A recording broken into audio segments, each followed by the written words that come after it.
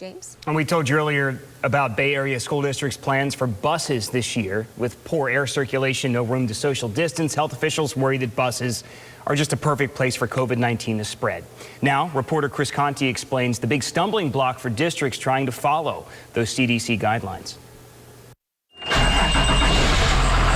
If the wheels on the bus go round and round, then you could say the thoughts spinning in Cheryl Merritt's mind right now are moving just as fast. I just want all the kids on the bus to stay safe, and all the drivers. 32 years as a bus driver, she's driven in every kind of weather condition imaginable. But this is the first time she's driven during a pandemic. Getting sick, and I don't want to get sick. As she reflects on the year ahead, Cheryl can only think about the virus. She's 61 years old and, like drivers nationwide, is terrified of catching COVID from kids on her bus. I don't want this. I don't want to die. I'm not ready to die, you know? But perhaps the biggest challenge with school buses is trying to figure out how to keep kids socially distant while in a confined space. When fully loaded with kids, most school buses fit about 77 students. Cramming students into a bus, though, would be a perfect place for COVID to spread. So the CDC is advising bus companies to have only one student per bench, taking some bus capacity down to about 12 kids.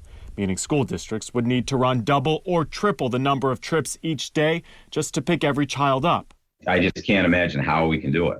There's only so much space in a bus. David Strong is a school transportation expert. He says even if schools wanted to run more buses, they couldn't because of a nationwide driver shortage. So they're having to get creative with start times. There are just so many questions and really no answers. Another concern, kids won't follow social distancing or mask rules once they're on a bus.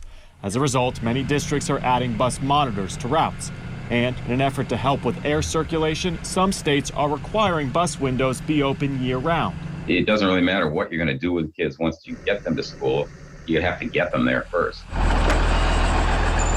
When you go to stop and pick up a child, look at them, make sure they don't look sickly or they're coughing. As for Cheryl Merritt, she and other drivers are just preparing to be flexible so that students can return safely back to school. I'm Chris Conti reporting.